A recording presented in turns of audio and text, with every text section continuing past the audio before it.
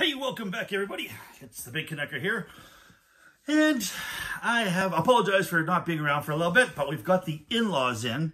And this here where I shoot my videos is my office. And I've also got a bed in here. And one of the in-laws is staying in here. So, hey, I've been a little bit tied up. Haven't had access to my computer. So I do apologize. But we'll see if we can get some. They're away for a couple of days here before they'll be back. And we'll see if we can get a few videos taken care of here. And if I'm wearing the same Star Trek shirt, you know damn well I did it in the same day. So I do have a few things that are new in my collection. I want to show them to you, and hopefully we can have a look at them here over the next couple of days.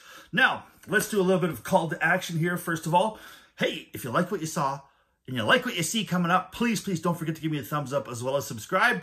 Don't forget to be a subscribing Fonzie. Hey, I'm not sure if you guys realize who Fonzie was, but he's the coolest damn person in the world, and he is a subscriber. So you too. All right. So what we're going to have a look at here today is a EDC classic or a knife classic. And there are certain knives, I think, out there that everybody and their dog needs to have inside their collection. And there are knives out there that, I'm not going to say change the industry, because there are knives out there who change the industry. But there are iconic knives out there that everybody seems like they want to put in their pocket, and this is one of them. This happens to be the Kershaw Skyline, and I've been wanting to put a Skyline in my collection for an awfully long time. You know, I never held one before I actually got one here, and I actually ended up picking one up off of a Reddit. There's a Canadian knife swap thread, and I ended up picking this up, and I have to say thank you so much. I can't remember the fellow's name off the top of my head, but I'll see if I could perhaps put it in the link if I can find it. But this happens to be the black wash version, 14C28N. And like I said, this knife probably came out, I'm not going to say, I don't know, maybe 10 years ago or so. And there have been a lot of iterations. So if you want to do, if you're a knife collector, there are certain knives also out there that you can collect just Kershaw Skylines if you want. There are so many variations of this knife out there. It's not funny. Just like, say, the PM2 as well. The PM2, the Paramilitary 2, that's a knife. That's another iconic knife that there's a pile of them out there. And the Skyline is one of them too. So what we're going to do is we're going to go to the tabletop. We're going to have a look at the hits and the misses and everything in between. All right. So let's just quickly kind of go over to give you guys an idea of the size, because it's not a tiny, it's not a monster knife. It's kind of a smaller knife on the small side. This here is your Spyderco Delica, so that gives you an idea. That's a really iconic knife too as well. Another knife that's even a little bit smaller, the CRKT Pilar. This is the original version here, and you can see here that this is a 1.5 inch blade. This is a little over a 3 inch blade too as well, and you can see that it's got, you know, a little bit more blade than this Delica. And a lot of people have this Delica as simply their everyday carry. I like to have my knives a little bit bigger, but I gotta say, one thing about this Skyline is it is, I think, a fairly capable everyday carry knife in its own right off the bat. So we'll have a look at all the specs on this bugger here. So, like I said, this is a 14C28 Sandvik steel blade, and Sandvik steel is a fantastic steel.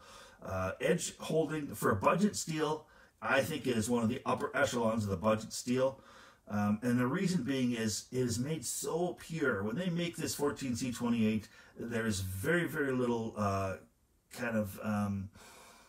waste that goes inside there, so it's a very, very pure steel. The grains are very, very spread out through it, and it does do a wonderful job. It gets incredibly razor sharp. Now, this knife from the factory came very, very sharp, and all I did is I took it on my Knives Plus drop lock, I stropped it, and then I stropped it on a 1 micro diamond spray strop, loaded strop, and it is, I gotta tell you, man, this bugger here is, like, it is peel sharp, like shaving sharp, and I might even say it might even be hair whittling sharp with just some stropping on it.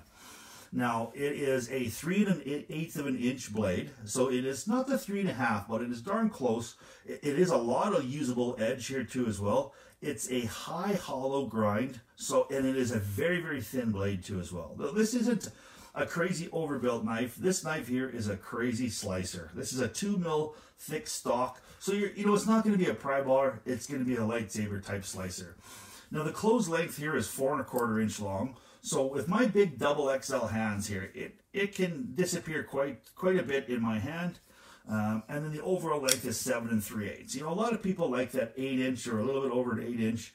Now this one here, it's got a large finger choil in it here too as well. So if your hand doesn't fit that finger choil in there, it might not be, you know, as comfortable for you as it is for me. But even my double XL hands, it fits it okay. Now I'm not going to use this knife in a crazy hard use purposes because I don't think that's what it was there for. It's a really, really excellent pocket knife. And it's an excellent slicing knife. It's an excellent cardboard cutter. I've cut some cardboard with this, some pizza boxes, and it was just like zip, zip, zip. There was no issues with it whatsoever.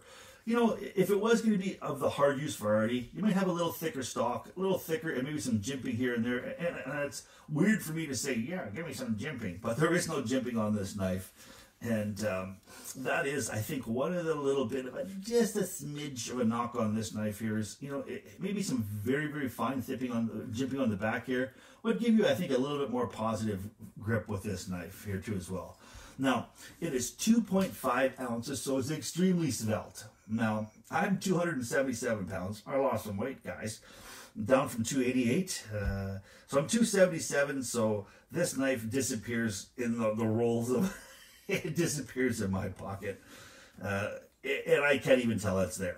Now, let's just see here, you know, so, you know, the hits, extremely sharp, you know, really, really ergonomically designed. You know, I think that it's a good looking knife too as well. There's something about this Skyline that I really like, that straight back, and I like that kind of that swoop down design. To me, this is a really, really good looking knife, and this is the black wash version, which I think makes it an even more good looking knife. And like I said, if you want different colored scales or carbon fiber scales and stuff like that, you can get them out there. There's a whole lot of iterations of this. Now, some of the misses are, you know, I think you could use a little bit more jimping. This clip. I'm not a big fan of this clip. Now, whether it's just the way it's designed or the way that it's so tight on there, but I have a really hard time putting this in a pair of jeans. Now, if I was going to use this in, say, a front pocket shirt that's a very thin material, or even a set of really, really light slacks, this clip here would hug and it would clip in no problem. But when you've got some jeans with kind of a fat lip on them, I have a really hard time having this knife go in and out of the pocket. And it does have like a little bit of a, plus there's a little bit sticking out too as well. I mean, not the end of the world, but a lot of people like to have deep carry stuff. They like to hide their knives. It doesn't bother me if a little bit sticking out. When you start to get, you know, above an inch sticking out, then I'm kind of a little bit concerned. And here you're still sub 1 inch. It just allows you to have a little bit of a grab to pull out. Now, the other thing that kind of bugs me a little bit, and it's just the design of the knife, is there is only one liner in this knife. And that bugs me more for OCD reasons than anything else. I hate things that aren't symmetrical, and I have to not look at this knife because it makes my skin crawl. Other than that, you know, G10 is an extremely tough material, and it's got great torsional rigidity. So the strength-wise, you know, it's 2.5 ounces, and part of that reason is there's only one liner in it. Now, from talking to Andrew Demko of Demko Knives, who builds some of the best, strongest knives in the world, shout out to Andrew, we did a little bit of an interview, and in it he was talking to me about how strong G10 is. You know, and we were talking about some of the triad locks in the cold steel product not having full liners. They basically just have kind of a slip liner in there to for your triad lock. And he says, you know what, that the G10 is plenty strong. And hey, that guy has tested more knives and built more large overbuilt knives that I've seen, so I'm going to take his word for it. So I don't think you're going to be worried too much about the structural integrity of only having one liner. For me, the big bother is the fact that it is not even. Damn it, it pisses me off. Okay, get over that little bit of a rant. Now, another kind of a miss on this knife is perhaps the fit and finish isn't as, you know, straight as it could be. You know, you got some of the stuff that's coming out of, say, the Spyderco Taiwan plant that I think the fit and finish is fantastic. Even some of my Chinese-built Spyderco knives, I think the fit and finish. Now, this is a knife that was built in the USA, and I think if it has been built in the USA, you should be getting some really, really good fit and finish. Now, you look here, the blade isn't centered. It's a little bit off to the scale side, and I don't know if that's a product of having only the one scale, or just the way the knife is built, I'm sure I could probably fix it. Now, the other thing that I did notice when this knife first came about, and I'm doing some reading on it too as well, they talked about if you want to open this knife, that you basically give the finger flick, and you also give your wrist a little bit of a roll. So they're saying that maybe there's some wrist flick involved there. Yes, you can do it, and it snaps out wonderfully, but even without the wrist roll, it still rockets out pretty good.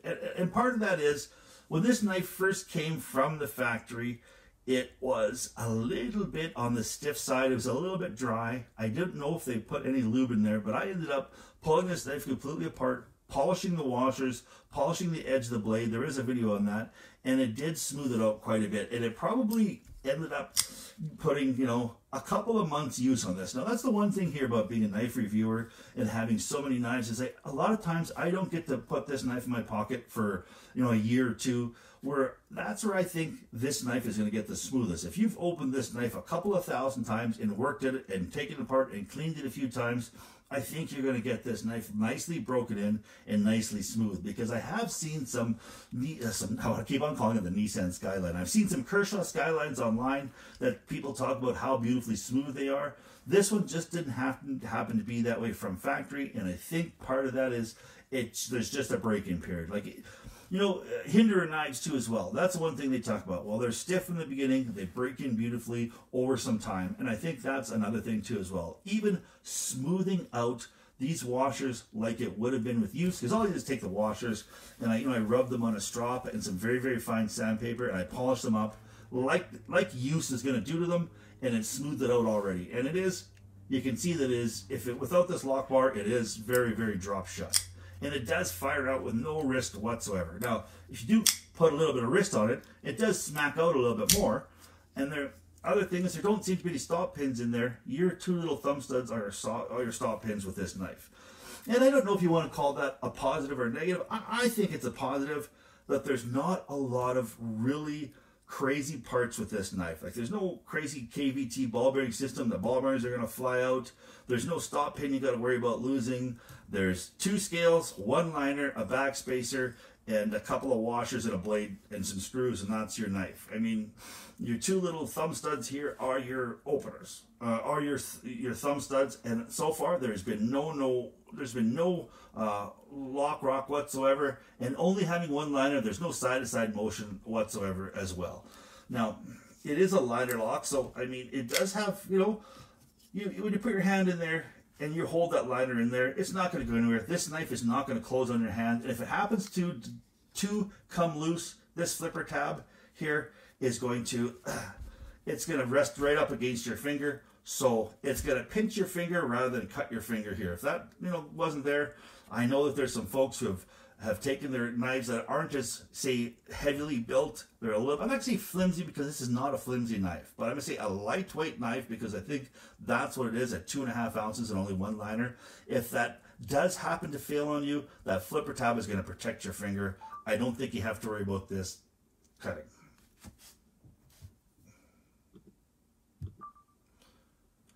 Oh, sorry about that. It looks like we lost a little bit of volume there for a second. Looks like we had somebody calling me here. All right, so let's finish this off here, and I will answer my call. All right, so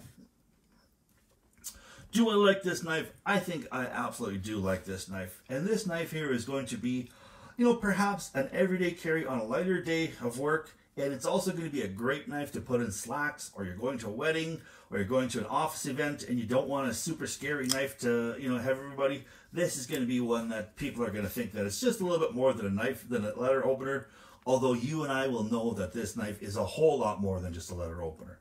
So, thank you so much for stopping by and having a look at this. I've got some new stuff coming up. I've got some really exciting stuff coming up. And hopefully I'll get you guys some more videos throughout the week here. Thanks so much for please for stopping by, and please stay safe out there. We're not out of the woods. Keep your stick on the ice, the shiny side up. This is Big Canucker saying adios.